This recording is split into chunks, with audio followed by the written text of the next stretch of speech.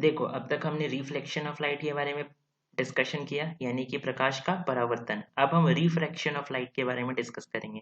Refraction of light में क्या होता है, लाइट रेज जो होती है वो आकर एक दूसरे मीडियम, ये मान लो मीडियम 1 है और ये हमारा मीडियम 2 है। ओके, ये हमारा मीडियम 2 है। लाइट रेज आकर इस दूसरे मीडियम में इंटर कर जाएंगी, ना कि रिफ्लेक्ट होंगी। ऑफ कोर्स कुछ पार्ट जो होता है वो उनका इसका रिफ्लेक्ट भी होगा, कुछ पार्ट होगा जो कि रिफ्लेक्ट भी होगा, लेकिन ये रिफ्लेक्टेड पार्ट काफी कम होगा। ओके, क्योंकि हम यहाँ पे इस दूसरे वाले मीडियम को ट्रांसपेरेंट मान रहे हैं। ओके, इसलिए जो रिफ्लेक्टेड पोर्शन है लाइट का वो काफी कम होगा और इसे हम इग्नोर करेंगे। क्लियर है।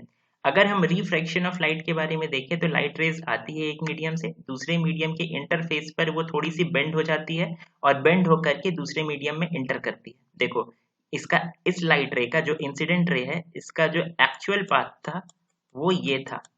अगर मीडियम में कोई चेंज ना आता तो वो कुछ इस डायरेक्शन में ऐसे निकल जाती, लेकिन क्योंकि मीडियम चेंज हो गया इसलिए इंटरफेस से ये थोड़ी सी बेंड कर गई। ऐसे जाने के बजाय वो कुछ इस तरह से गई। अब देखो यहाँ पर इस सेकेंड इंटरफेस की अगर हम बात करें तो इस इंटरफेस पर भी लाइट रेज यहाँ से आ रही है। अब मीडियम फिर से चेंज हो रहा है, तो ये फिर से देखो, अगर हम इस लाइट रे की बात करें तो ये अगर मीडियम में चेंज ना आता, ये सेकेंड मीडियम ही कंटिन्यू करता आगे भी। ये जो मीडियम 2 हमने लिया है, ये मीडियम अगर यहाँ भी होता तो लाइट रेज कुछ इस तरह से निकल जाती। ओके, लेकिन लाइट रे कुछ वैसे नहीं निकली और लाइट रे थोड़ी सी बेंड की। देखो, लाइट रेज जो है वो इस इंटरफेस पे थोड़ी सी बेंड कर रही है। अपना जो एक्चुअल पाथ है जो कि कुछ ऐसा होता है, इसमें जाने के बजाय वो थोड़ी सी बेंड की। इसे ही हम कहते हैं रिफ्रैक्शन। यानी जब भी मीडियम में चेंज आएगा, लाइट रे थोड़ी सी बेंड करेगी अपने एक्चुअल पाथ से, थोड़ी सी डेविएट होगी। ठीक है, this is the refraction of light. अब एक चीज हम इसको हम ऑब्वियसली याद रखना, ये मीडियम 1 है और ये मीडियम 2 है। एक चीज देखो, यहाँ पर अगर हम देखें, ये हमारा नॉर्मल है। ऑफ कोर्स हम जानते हैं कि जिस पॉइंट पे इंसिडेंट रे आकर के इंसिडेंट होती है किसी दूसरे मीडियम के सरफेस पे, वहां पे जो हम परपेंडिकुलर ड्रॉ करते हैं इस सेकेंड मीडियम पे, जो कि इस मीडियम से 90 डिग्री का एंगल बनाती है, ये एंगल हमारा 90 डिग्री होगा। Okay, that is why this is our normal. Similarly यहाँ पर भी एक नॉर्मल है। इस इंटरफेस पे ये जो सरफेस है, इस सरफेस पे जो नॉर्मल हमने ड्रॉ किया, ये हम पॉइंट ऑफ इंसिडेंस पे, तो यहाँ पर इसे हम नॉर्मल कहेंगे। अब देखो, हमारे फर्स्ट मीडियम से लाइट जब आई, इसे हमने रेयरर मीडियम माना है और हमारे सेकेंड मीडियम को हमने डेंसर मीडियम माना है। तो जब लाइट रेयर से डेंसर मीडियम में आती है तो वो किस तरह से बिहेव करती है। देखो, एक्चुअल पाथ ये था, ये डॉटेड लाइन एक्चुअल पाथ था, लेकिन ये थोड़ी सी इस नॉर्मल की तरफ झुक गई, बेंड कर गई। ठीक है, यानी जब लाइट रेज रेयर से डेंसर मीडियम में एंटर करेगी तो वो टुवर्ड्स द नॉर्मल झुक जाती है। ठीक है, टुवर्ड्स द नॉर्मल थोड़ी सी डेविएट हो जाती है। लेकिन अब देखो, इस डेंसर से दोबारा से जब ये लाइट रे आकर के डेंसर से इस पॉइंट पे रेयरर मीडियम में अब एंटर किया आगे, तो ये देखो एक्चुअल पाथ ये था, एक्चुअल पाथ ये था, लेकिन ये इससे दूर चली गई। क्यों? क्योंकि ये नॉर्मल से दूर जा रही है। यानी लाइट रेज जब रेयरर से डेंसर मीडियम में जाएगी तो वो टुवर्ड्स द नॉर्मल बेंड कर जाती है। देखो, एक्चुअल पाथ ये था, एक्चुअल पाथ ये था, लेकिन ये नॉर्मल की तरफ थोड़ी सी बेंड कर गई। ठीक है, झुक गई, नॉर्मल से नजदीक आ गई। अब जब लाइट रे फिर से डेंसर से रेयर मीडियम में गई तो क्या हुआ, एक्चुअल पाथ ये था, लेकिन ये इस नॉर्मल से थोड़ी सी दूर चली गई और अब ये जो डेविएटेड पाथ है आफ्टर रिफ्रैक्शन, अपवर्तन के बाद जो लाइट रे का पाथ होगा वो ये हो जाएगा। ठीक है, तो कुछ इस तरह से रिफ्रैक्शन होता है डेंसर से रेयरर और रेयरर से डेंसर में। क्लियर है। अब हम लॉज ऑफ रिफ्रैक्शन के बारे में बात करें तो देखो, टोटल 2 लॉज ऑफ रिफ्रैक्शन है। जिस तरह से रिफ्लेक्शन में भी हमारे पास 2 लॉज थे। ओके, तो एक लॉ तो सेम ही है, यानी कि इंसिडेंट रे जो है और रिफ्रैक्टेड रे जो है और ये जो नॉर्मल है, ये तीनों हमेशा एक ही प्लेन में होगा। अब यहाँ पे आप कंफ्यूज नहीं करना, क्योंकि यहाँ पे हमने दो केस को एक ही इमेज में ले लिया है, एक जब रेयरर से डेंसर में एंटर कर रही है और एक जब डेंसर से फिर से रेयरर में एंटर कर रही है। ठीक है, किसी में भी आप किसी एक को भी पकड़ो, इस केस में या इस केस में या दोनों ही केस में। ओके, हमेशा लॉ ऑफ रिफ्लेक्शन ये कहता है, फर्स्ट लॉ ऑफ रिफ्लेक्शन, कि ये जो इंसिडेंट रे है और ये जो रिफ्रैक्टेड रे है और ये जो नॉर्मल है, ये तीनों एक ही प्लेन पर लाई करेगा। ठीक है, यानी कोई एक प्लेन आप इमेजिन कर पाओगे जिसमें ये इंसिडेंट रे भी पूरी की पूरी आ जाएगी, ये रिफ्रैक्टेड रे यानी अपवर्तित किरण भी पूरी की पूरी आ जाएगी और ये नॉर्मल यानी कि अभिलंब भी पूरा का पूरा आ जाएगा। ठीक है, इन द सेम वे जैसे मान लो कि ऑफ कोर्स मैंने रिफ्लेक्शन पढ़ाते वक्त भी ये बोला था, लेकिन मैं फिर से, क्योंकि हो सकता है कुछ लोग हो जो कि जिन्होंने उस वीडियो को ना देखा हो। मान लो 3 पॉइंट है, ये पॉइंट, ये पॉइंट और ये पॉइंट, ये एक लाइन में नहीं, कोई भी ऐसा लाइन आप इमेजिन नहीं कर पाओगे जिसमें कि ये पॉइंट भी आ जाए ए मान लो, ये बी पॉइंट भी आ जाए और ये सी पॉइंट भी आ जाए, कोई लाइन ऐसा नहीं है। लेकिन अगर मैं आपको बोलूं ये लाइन और ये लाइन, तो आप एक लाइन इमेजिन कर पा, ये सॉरी, अगर मैं आपको बोलूं ये पॉइंट और ये पॉइंट, तो आप एक लाइन ऐसा इमेजिन कर पाओगे जिसमें कि ये तीनों ही पॉइंट आ जाएगी। Okay, in the same way आप एक प्लेन 3 डायमेंशन में चले जाओ, एक प्लेन ऐसा इमेजिन कर पाओगे, एक समतल सरफेस, ठीक ना, जिसमें कि ये इंसिडेंट रे भी आ जाएगी, ये रिफ्रैक्टेड रे भी आ जाएगी और ये अभिलंब यानी कि नॉर्मल भी आ जाएगा। क्लियर है? ये है हमारा फर्स्ट लॉ ऑफ रिफ्रैक्शन। अगर हम सेकेंड लॉ ऑफ रिफ्रैक्शन के बारे में बात करें, तो इससे हमें एक नया टर्म मिलता है जो कि है रिफ्रैक्टिव इंडेक्स। ठीक है, तो इसे समझाने के लिए मैं एक नए स्लाइड पे चला जाता हूँ, क्योंकि ये थोड़ा सा ज़्यादा इंपॉर्टेंट है और ज़्यादा बड़ा है फर्स्ट लॉ के कम। फर्स्ट लॉ तो सिंपल ही था और वो सेम ही लॉ था जो कि आपने रिफ्लेक्शन के केस में देखा था। अब हम आते हैं स्नेल्स लॉ पे। स्नेल्स लॉ कहता है sine i upon sine r is equals to 1 mu 2। ये एक कांस्टेंट है, जैसे हम रिफ्रैक्टिव इंडेक्स भी कहते हैं।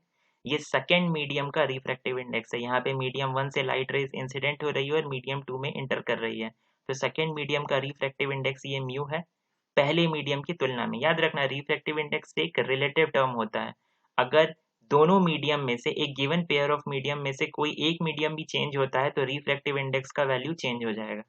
ठीक है, तो sin i by sin r, that means sin of angle of incidence upon sin of angle of refraction is equals to 1 mu 2. 1 mu 2 is nothing but refractive index of the second medium with respect to the first medium. Clear है? अब देखो, ये है हमारा Snell's law. Experimentally हमने ये भी find किया कि, ये मैं आपकी नॉलेज के लिए बता दे रहा हूँ कि sin i by sin r, ये जो टर्म है जो कि refractive index of second medium के इक्वल होता है with respect to the first medium, ये v1 by v2 के भी इक्वल होता है। Okay, sine i by sine r equal होता है v1 by v2। अब v1 क्या है? v1 है speed of light in medium 1 and v2 है speed of light in medium 2। यानी कि अगर आप रेशियो देखें लाइट के स्पीड का मीडियम 1 में और मीडियम 2 में, तो ये रेशियो भी इक्वल होगा sine i by sine r के। अब हम जानते हैं कि वेलोसिटी ऑफ लाइट इक्वल होता है wavelength of light, okay, into frequency of light. तो v1 हो जाएगा lambda 1 into new and v2 हो जाएगा लैम्डा 2 इंटू न्यू। अब आप बोलोगे कि यहाँ पे लैम्डा 1 और लैम्डा 2 है, लेकिन न्यू 1 और न्यू 2 क्यों नहीं है? वो इसलिए नहीं है क्योंकि यहाँ पे रिफ्रैक्शन हो रहा है, और रिफ्रैक्शन में जो फ्रीक्वेंसी होती है वो अनचेंज्ड रहती है, यानी फ्रीक्वेंसी चेंज नहीं होती, सिर्फ वेवलेंथ ही रिफ्रैक्शन में चेंज होता है।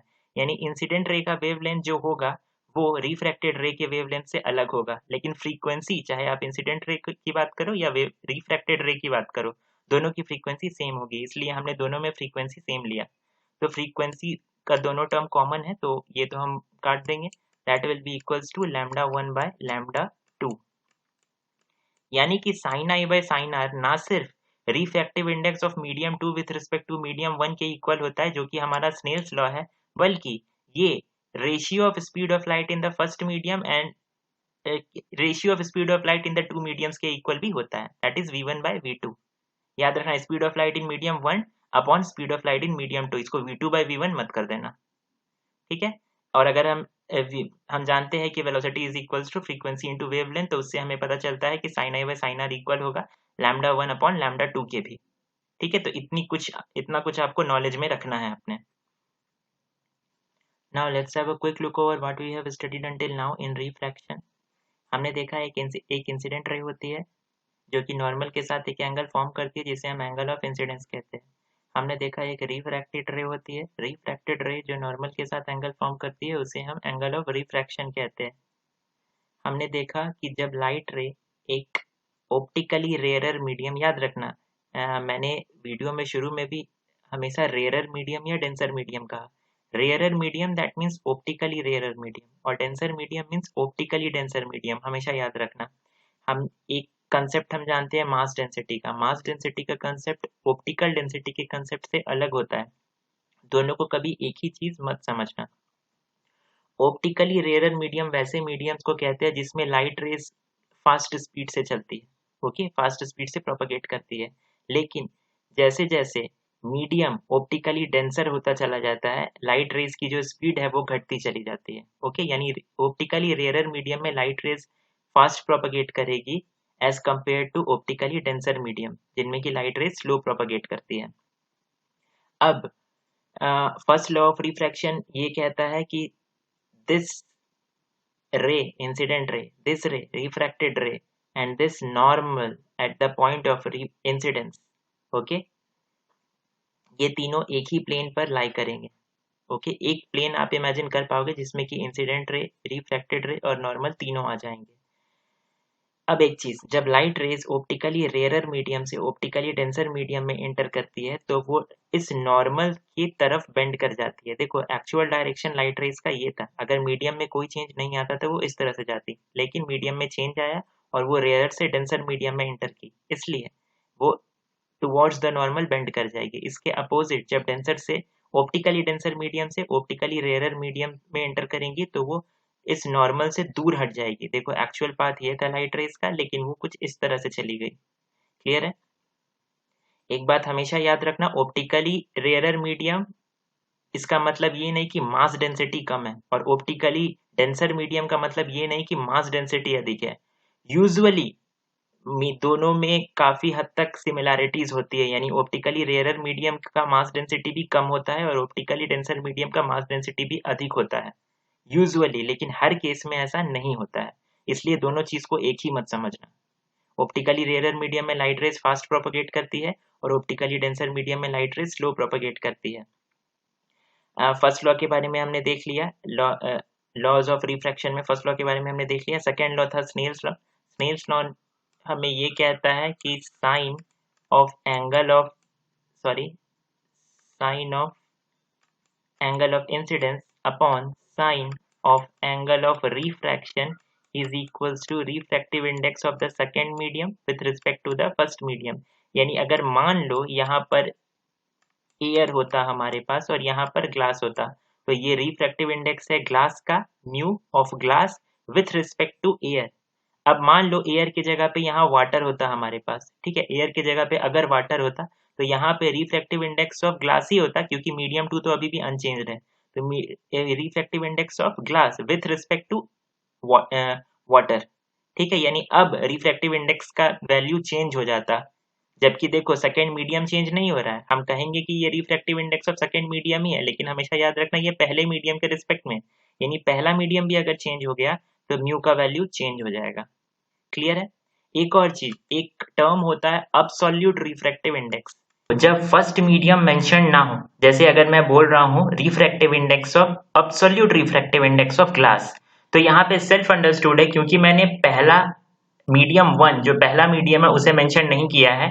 यानी मैं बात कर रहा हूँ refractive index of glass with respect to air. यानी जब सेल्फ अंडरस्टूड हो कि पहला मीडियम जो है वो एयर है तो उसे हम अब्सोल्यूट रिफ्रैक्टिव इंडेक्स कहते हैं, ओके। जैसे अगर मैं बोल रहा हूँ refractive index of water is something, okay, that means refractive index of water with respect to air, यहाँ पे मीडियम 1 एयर है। अगर मीडियम 1 मेंशन नहीं है तो ये सेल्फ अंडरस्टूड होगा कि मीडियम 1 एयर है, और अगर हम मीडियम 1 मेंशन नहीं करते तो उसे हम अब्सोल्यूट रिफ्रैक्टिव इंडेक्स कहते हैं। जैसे अब्सोल्यूट, इस केस में हम कह सकते थे absolute refractive index of water या absolute refractive index of glass, यानी कि refractive index of glass with respect to air, ठीक है। अब्सोल्यूट रिफ्रैक्टिव इंडेक्स में ये सेल्फ अंडरस्टूड होता है कि मीडियम 1 जो है, यानी जिसके रिस्पेक्ट में हम रिफ्रैक्टिव इंडेक्स को बता रहे हैं, वो एयर है। क्लियर है? Thank you.